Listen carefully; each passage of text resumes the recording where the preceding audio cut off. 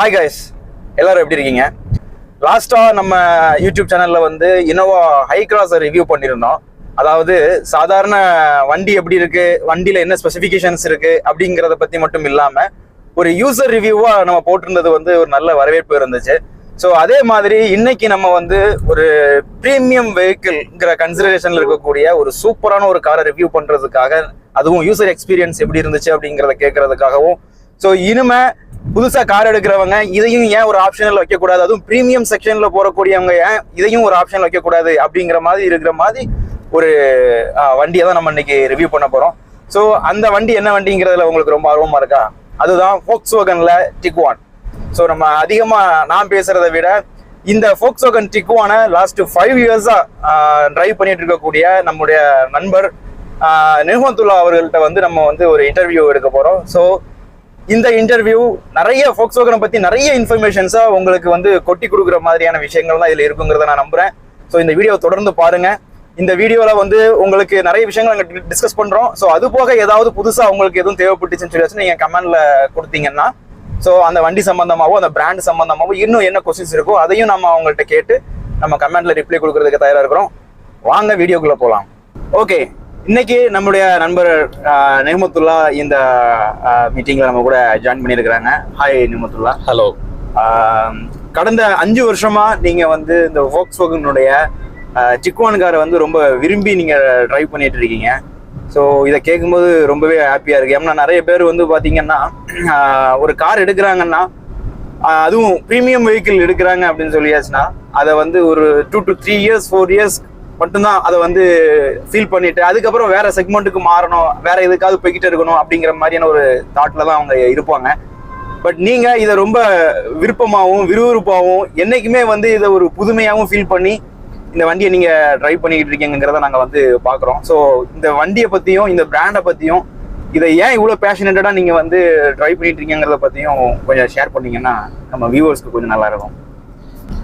என்னோட இதுக்கு முன்னாடி உள்ள கார்ஸ் எல்லாமே வந்து நம்ம Japanese make and Indian make car தான் யூஸ் பண்ணியிருக்கேன். எஸ்பெஷலி வந்து பார்த்தோம் அப்படின்னா மாருதி சுசுகி அண்ட் டாடா.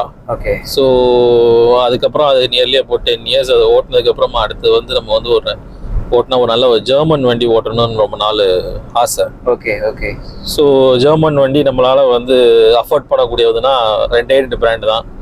ஒன்று வந்து Volkswagen and Skoda. Okay okay. So அதை வந்து நம்ம Volkswagen போகும்போது நம்மளுக்கு கரெக்டாக பார்க்குற டயத்தில் இந்த Tiguan வந்து அமைஞ்சிச்சு.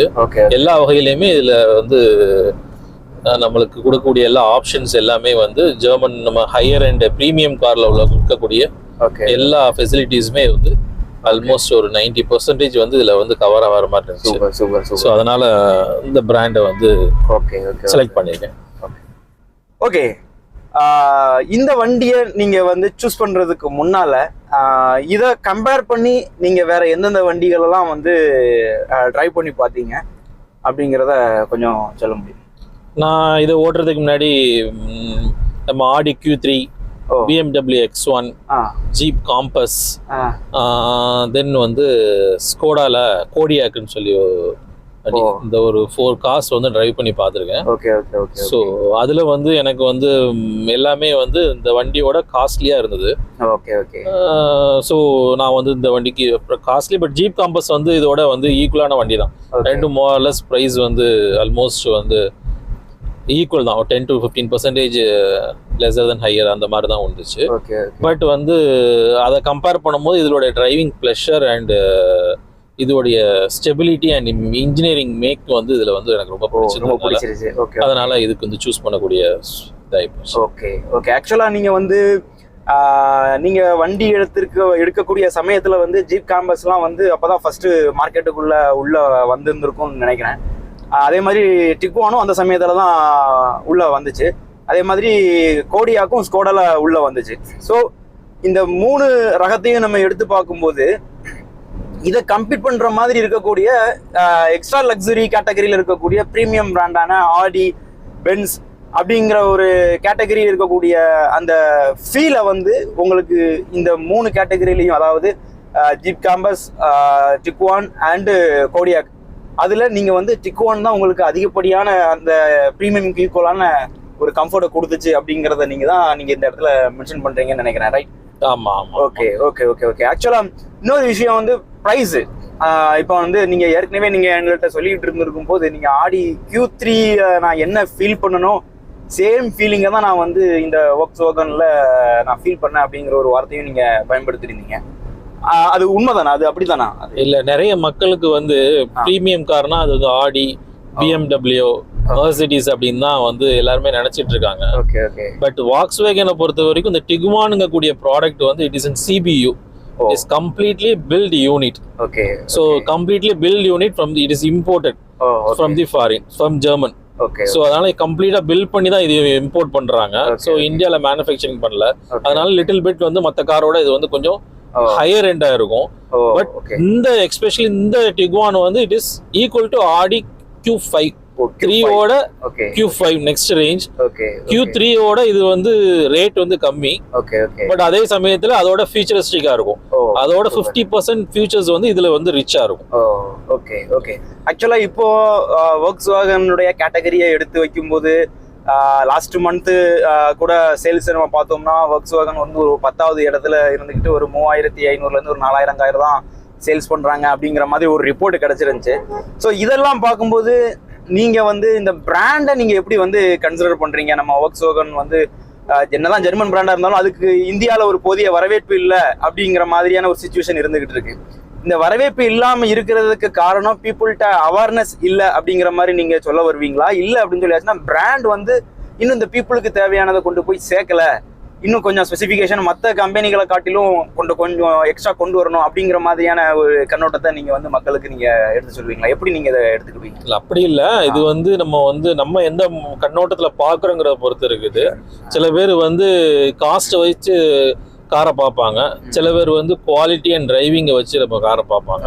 ஸோ நான் பார்த்த விதம் வந்து குவாலிட்டி அண்ட் டிரைவிங் ப்ளஷரை வச்சு பார்த்ததுனால நான் இது போனேன். இதே இது நம்ம காசுன்னு பார்க்க போகும்போது நம்ம வந்து ஜப்பானீஸ் மேக்கப் ஹுண்டாயோ மாருதியோ நம்ம அந்த சைட்ல வந்து போறதுக்கான வாய்ப்பு இருக்குது. ஸோ அதான் 2 வகையா வந்து கார் வாங்கும் போது மக்கள் வந்து பாக்குறதுனால உள்ளதுதான் இது. ஸோ அதுக்காக அவங்களுடைய குவாலிட்டியை குறைச்சிக்கிட்டு நம்ம வந்து நம்ம நினைக்கிற மணியில வந்து அவங்க கொடுக்கணும் நம்ம இதை எதிர்பார்க்க முடியாது. ஓகே. இப்போ எந்த ஒரு பிராண்டா இருந்தாலுமே பிரீமியம் வெஹிக்கிள்னு வரும்போது அங்க ரொம்ப யோசிக்கக்கூடியது வந்து பாத்தீங்கன்னா சர்வீஸ் செக்ஷன் தான். ஏன்னா நம்ம காசு கொடுத்து என்னதான் வண்டி வாங்கிட்டாலும் இனிஷியேட் பண்ணிட்டாலும் அதுக்கு இயர்லி ஆகக்கூடிய சர்வீஸ் காஸ்ட் அப்படிங்கிறது ஒரு பெரிய ஒரு விஷயமா தான் இப்போ எல்லாருமே பார்க்குறாங்க. ஸோ அந்த விதத்தில் இந்த ப்ரீமியம் வெஹிக்கிளுக்கு உங்களுக்கு Volkswagenல சர்வீஸ் எப்படி கொடுக்குறாங்க, அதே மாதிரி அந்த காஸ்ட் எப்படி நீங்கள் வந்து மேனேஜ் பண்ணுறீங்க? உங்களுக்கு அஃபோர்டாக தான் இது இருக்கா, ஏற்றுக்கிற மனநிலைமையில தான் இருக்கா, இல்லை அப்படின்னு சொல்லியாச்சுன்னா ஆடி BMWல வந்து என்ன மாதிரியான ஒரு சர்வீஸை வந்து அவங்க ஒரு லக்ஸரி சர்வீஸ் கொடுக்குறேன்னு சொல்லிட்டு ஒரு சர்வீஸுக்கு போனாலே ஒரு 2 லட்சம் 3 லட்சம் எடுத்துட்டு போனாதான் முடியும் அப்படிங்கிற மாதிரி கேட்டகரி இருக்கும். ஸோ அதை இவங்க வந்து உங்களுக்கு எந்த மாதிரி ஃபில்அப் பண்றாங்க, அதை நீங்க எப்படி எடுத்துக்கிறீங்க இந்த Volkswagen பொறுத்தவரை? ப்ரீமியம் காஸ்ட்னு போகும்போது கொஞ்சம் சர்வீஸ் கொஞ்சம் லிட்டில் பிட் காஸ்ட்லியா தான் இருக்கும். பட் Volkswagen பொறுத்த வரைக்கும் இவங்களுடைய காஸ்ட் MRP, இந்த வண்டியோட MRPக்கு வந்து ஓரளவுக்கு அஃபோர்டபுள் காஸ்ட் தான் நம்மளுடைய சர்வீஸ் வந்து இருக்குது. இதில் ஒரு மெயின் வந்து நம்மளுக்கு வந்து Volkswagen பொறுத்த வரைக்கும் நம்ம டிஸ்அட்வான்டேஜ் என்ன அப்படின்னா இது வந்து இந்தியன் மேக் இல்லாதனால இந்த பார்ட்ஸ் அவைலபிலிட்டி வந்து கொஞ்சம் ஒரு டிஃபிகல்ட்டியாக இருக்கும். இது வரைக்கும் எனக்கு எந்த பார்ட்ஸும் எனக்கு ரீப்ளேஸ் பண்ணக்கூடிய சூழ்நிலை ஏற்படலை. அது ஒரே ஒன்று மட்டும் ஏற்பட்டுச்சு, ஒரு சின்ன ஒரு ஹேண்டில் ப்ராப்ளம் மட்டும். பட் அதுக்கே வந்து நியர்லி அபவுட் 1 மந்த் எடுத்துச்சு. ஸோ அதனால வந்து இந்த பார்ட்ஸ் அவைலபிலிட்டி மட்டும் கொஞ்சம் டஃபா இருக்கும். ஸோ மற்றபடி வந்து இட் இஸ் அஃபோர்டபுள் தான். இந்த ரேட்டுக்கு வந்து நம்ம அதை வந்து பே பண்ணி தான் ஆகணும். ஸோ அது தெரிஞ்சுதான் நம்ம இதுல போகணும். ஸோ அது தெரியாம நம்ம வந்து இதுல போய் நம்ம வந்து சொல்றது வந்து ஈவன் நான் Volkswagen-உடைய லோவர் பட்ஜெட் காசு இப்போ நியூவா வந்திருக்கக்கூடிய டைகூன் அண்ட் விர்ச்சஸ் கம்பேர் பார்க்கும், அதுவுமே வந்து லிட்டில் பிட்லி மற்ற கம்பேர் பண்ணுவோம் மற்ற காரோட கொஞ்சம் காஸ்ட்லியா தான் இருக்கும். பட் என்னன்னா இது வந்து 1 year ஒன்ஸ் நீங்க சர்வீஸ் பண்ணா போதும். That is 15,000 kilometres. ஸோ அது வரைக்கும் நம்மளுக்கு எந்த ஒரு செலவுமே இருக்காது. இது வரைக்கும் எனக்கு வந்து நியர்லி ஒரு இயர்லி எந்த கம்ப்ளைண்ட்டுமே இல்லைன்னா ஒரு மேக்ஸிமம் 15 to 20,000 ஆகும். ஸோ அப்படி பார்க்கும்போது ஒரு கிலோமீட்டருக்கு 1.5 ரூபா அந்த மாதிரி கணக்குல. Okay okay okay. ஆக்சுவலா இப்போ நீங்க வந்து 75,000 கிலோமீட்டர் வந்து வண்டியை டிரைவ் பண்ணியிருக்கீங்கன்னு சொல்லியிருந்தீங்க. இந்த 75,000 கிலோமீட்டர்ஸ் டிரைவ்லையும் நீங்க தான் சிங்கிளா வந்து வண்டியை டிரைவ் பண்ணியிருக்கீங்க. ஸோ அப்படிங்கிறப்போ உங்களுக்கு இந்த வண்டியினுடைய கம்ஃபர்ட்னஸ், சொகுசு அப்படின்னு சொல்லுவாங்க, ரொம்ப ராவா சொல்றதா இருந்தா, ஃபேமிலியா போகும்போதும் சரி, நீங்க சிங்கிளா போகும்போதும் சரி, அதை நீங்க எப்படி வந்து ஃபீல் பண்றீங்க? அந்த கம்ஃபர்ட் நல்லா பர்ஃபெக்டா இருக்கு, ப்ரோவா இருக்கு அப்படிங்கிற மாதிரி நீங்க சொல்வீங்களா? எந்த மாதிரி இதை வந்து சொல்வீங்க? இல்லாட்டினா இதை வாங்குறதுக்கு பதிலாக நம்ம அதை எடுத்துருக்காமோங்கிற நினைப்பு வந்து என்னைக்காவது ஒரு நாள் உங்களுக்கு ஏதாவது, ஏன்னா ஜீப்லையும் பார்த்துருக்கீங்க, ஸ்கோடாலையும் பார்த்துருக்கீங்கிறப்போ அந்த மாதிரி ஒரு ஆசிலேஷன்ஸ் உங்களுக்கு என்னைக்காவது இந்த வண்டியை ஓட்டிட்டு போகும்போது வந்திருக்கா உங்களுக்கு இந்த மாதிரி? இல்ல, கம்ஃபர்ட் வந்து இந்த வண்டி இஸ் an excellent கம்ஃபர்ட். நீங்க எந்த வண்டியோட கம்பேர் பண்ணலாம் இந்த ரேஞ்சில் இருக்கக்கூடிய வண்டி. எக்ஸாம்பிள் டொயோட்டா ஃபார்ச்சுனரா இருக்கட்டும், ஸோ அதுக்கு ஹையர் எண்டா இருக்கட்டும், எதனாலுமே வந்து நீங்க வந்து கம்பேர் பண்ணும்போது இந்த வண்டியோடைய கம்ஃபர்ட்டை வந்து அடிச்சுக்கவே முடியாது. இது நான் சொல்றதை விட நீ என் கூட உட்காந்து டிராவல் பண்ணும்போது நீ உங்களுடைய ஃபீலை வந்து அதை வந்து சொன்ன இல்ல, அதையுமே நாங்க ஃபீல் பண்றோம். ரோடினுடைய நாய்ஸ் எதுவுமே வந்து உள்ள அந்த அளவுக்கு வந்து வரல. அதே மாதிரி 5 வருஷத்துக்கு முன்னாலே நம்ம ஏற்கனவே நாங்க ஹைக்ராஸ் ரிவ்யூ பண்ணும்போது சொல்லியிருந்தேன், அந்த மேடு பள்ளங்கள்ல விழும்போது அந்த அந்த அந்த இம்பாக்ட் வந்து மைக்ரேட் ஆகி கொஞ்சம் அழகா உள்ள வருதுன்னு சொல்லிட்டு, அத மாதிரியான ஒரு தன்மை வந்து இதுல ஏற்கனவே 5 வருஷத்துக்கு முன்னாலே நாங்கெல்லாம் ஃபீல் பண்ணிட்டோங்கிறதுல வந்து மாற்றிக்கிறதே கிடையாது. ஸோ அதனால எங்களுக்கும் அந்த கம்ஃபர்ட்ல வந்து ஓகே தான். பட் நாங்கள் அப்பப்போ உங்கள்கிட்ட வந்து டிராவல் பண்ணிக்கிட்டு இருக்கோம். பட் நீங்க டெய்லி ஓட்டுறீங்கிறதுனால நான் உங்கள்கிட்ட அதை பத்தி கேட்டதே வேற ஒன்றும் இல்லை. Okay fine. இப்போ நம்ம வந்து Volkswagenல வந்து 3500 தான் வந்து லாஸ்ட் மந்த்ல வந்து சேல்ஸ் ஆயிருக்குங்கிற சொல்ற அளவுக்கு Volkswagenனுடைய சேல்ஸ் குறைஞ்சிருக்கு அப்படிங்கிறதுனா அதுக்கு காரணம் வந்து பீப்புளினுடைய புரிதல் இல்லாமங்கிறத வந்து நீங்க சொல்லிட்டீங்க. இப்போ பீப்புள் வந்து Volkswagen சூஸ் பண்றதுக்கு இந்த டிக்வானுக்கு வர்றதை காட்டிலும் இதே Volkswagenல இந்த டிக்வான்ல இருக்கிறத காட்டிலும் இப்போ வர்ற வண்டிகள்ல ரொம்ப சூப்பரா இருக்கு அதே Volkswagenல அப்படின்னு சொல்றதா நம்மளுடைய யூசர்ஸ்க்கு வந்து, நம்மளுடைய சப்ஸ்கிரைபர்ஸ்க்கு வந்து நீங்க எதை சஜஸ்ட் பண்ண வருவீங்க? ஏன்னா காஸ்ட்லியான ரேட்ல வந்து இந்த வண்டியை வாங்குறதுக்கு நீங்க இதே பிராண்ட்ல இதை வாங்குனீங்கன்னா இதுல இருக்கிற மாதிரியான வந்து ஒரு 80% நம்மளால அனுபவிச்சிட முடியும் அப்படிங்கிற மாதிரி சொல்றதா இருந்தா, மீடியம் லெவல்ல மிட் பட்ஜெட் பண்றவங்களுக்கு எந்த வண்டி நீங்க சஜஸ்ட் பண்ணுவீங்க? இப்போ அவங்க போட்டுக்கக்கூடிய 2 வண்டியுமே நம்ம வந்து சஜஸ்ட் பண்ணலாம். எக்ஸாம்பிள் நான் 2மே டிரைவ் பண்ணியிருக்கேன், டைகூன் அண்ட் விச்சஸ். அது 2மே வந்து இட் இஸ் அந்த அவங்க கொடுத்துருக்கக்கூடிய ரேட்டுக்கு வந்து நம்ம வந்து solid bill quality plus driving pleasure வந்து நம்ம மற்ற ஹுண்டாய் கிரிட்டா அப்புறம் டாடா நெக்ஸான், ஸோ அந்த ரேஞ்சஸ் ஆஃப் கார்ஸ்ல நம்ம வந்து கம்பேர் பண்ணும்போது நம்ம வந்து டைகூன் வந்து will be a good choice அப்படின்னு என்னுடைய கருத்து. ஓகே. அதே சமயத்துல டுவல் கிளட்ச் கியர் பாக்ஸ் அப்படின்னு சொல்லிட்டு சொல்லியிருக்கிறாங்க. அந்த கியர் பாக்ஸினுடைய ஃபீல் உங்களுக்கு எப்படி இருக்கு? அதை பத்தி கொஞ்சம். டியூவல் கிளட்ச் வந்து யூஸ்வலாக வந்து ஜெர்மன் கார்ஸ் ஃபுல்லாகவே வந்து டியூவல் கிளட்ச் மெக்கானிசம்ல தான் அவங்களுடைய கியர் ஒரு சிஸ்டம் வந்து ஆப்ரேட் ஆகுது. ஸோ மற்ற இந்தியன்ஸ் ஃபுல்லாகவே வந்து சிவிடி அப்புறம் ஏஎம்டி அந்த மாதிரி ஃபீச்சர்ஸ்ல இருக்கும். இந்த டியூவல் கிளட்சை பொறுத்த வரைக்கும் அதோடைய ஸ்மூத்னஸ் வந்து வேற எந்த கியர் பாக்ஸும் நம்மளுக்கு வந்து கொடுக்காது. Even down shifting of the கியரும் சரி, அப் ஷிஃப்டிங் ஆஃப் த கியரும் சரி, அதுல எந்த ஃபீலுமே உங்களுக்கு தெரியாது. எந்த கியர்ல இருந்து எந்த கியருக்கு மாறுது அப்படிங்கக்கூடிய எந்த ஒரு ஃபீலுமே தெரியவே தெரியாது. Real automatic car. Okay okay. ஒரு ரியல் ஆட்டோமேட்டிக் கார் அப்படின்னு சொல்லிடலாம். கரெக்ட் தான். ஏன்னா நம்ம ஆல்ரெடி நம்ம நிறைய கியர் பாக்ஸ் உள்ள இப்போ வண்டிகளை நிறைய ரிவ்யூ எடுத்துட்டு இருக்கும்போது டுவெல் கிளச்சை வச்சு இது வரைக்கும் நம்ம எதுவும் புதுசாக ரிவ்யூ போட்டது கிடையாது. பட் இந்த வண்டியை வந்து டுவெல் கிளச்சை நான் ஃபீல் பண்றேன். கியர் ஷிஃப்ட் ஆகக்கூடிய நாய்ஸோ, அந்த ஆர்பிஎம் ரைஸ் ஆகி கியர் சேஞ்ச் ஆகக்கூடிய நாய்ஸ் எதுவுமே இல்லை. அதே மாதிரி இன்னொரு விஷயம் குறிப்பா சொல்லி ஆகணும், இது டீசல் வெஹிக்கிள். நாங்க இப்ப போய்கிட்டு இருக்கிறது டீசல் வெஹிக்கிள். பட் இந்த டீசல் வெஹிக்கிளை பொறுத்த அளவுல பொதுவாகவே வந்துட்டு நாய்ஸ் இருக்கும். அதுலயும் ஒரு 50,000 கிலோமீட்டர் தாண்டி ஓட்டிட்டோம்னா அதுல வந்து ஒரு ஸ்பெஷல் நாய்ஸ் எல்லாம் ஒண்ணு கிரியேட் ஆகும். பட் அந்த மாதிரி நாய்ஸ் எதையுமே நம்ம வந்து இதுல ஃபீல் பண்ண முடியல. ஒரு பெட்ரோல் இன்ஜின் என்ன ரிசல்ட் கொடுக்குமோ அதை கொடுக்குற மாதிரி தான் இதனுடைய வடிவமைப்பு இருக்கு அப்படிங்கிறதுல மாற்றுக்கிறதே கிடையாது. ஸோ ஒரு ப்ரீமியம் வெஹிக்கிள் போகணும்னு நினைக்கிறவங்க, அதுவும் வந்து ஒரு மிட் பட்ஜெட்ல இருந்து இப்பதான் நான் வந்து ப்ரீமியம்குள்ள என்ட்ரு ஆகணும்னு நினைக்கிறேன் அப்படிங்கிற மாதிரி இருக்கிறவங்க எல்லாருமே தாராளமா இந்த மாதிரி வண்டியை வந்து நீங்க சூஸ் பண்ணலாம் அப்படிங்கறதுல மாற்றுக்கிறதே கிடையாது. இன்னொரு விஷயம் என்னன்னா, ஒரு ப்ரீமியம் செக்டருக்கு போகும்போது அங்க டாக்ஸ் வந்து மிகப்பெரிய பிரச்சனை, அதுவும் இந்தியன் ரோட்ஸுக்கு. ஸோ அந்த கேட்டகரியில நம்ம இந்த செக்மெண்ட்டை சூஸ் பண்றதுங்கிறது வந்து ரொம்ப பியூட்டிஃபுல்லான ஒரு விஷயம் அப்படிங்கிறது தான் இதுல குறிப்பிடப்பட வேண்டியது. கிட்டத்தட்ட இவங்களுடைய ரியல் டைம் எக்ஸ்பீரியன்ஸை நம்மள்ட்ட வந்து இவ்வளோ நேரம் ஷேர் பண்ணியிருக்கிறாங்க.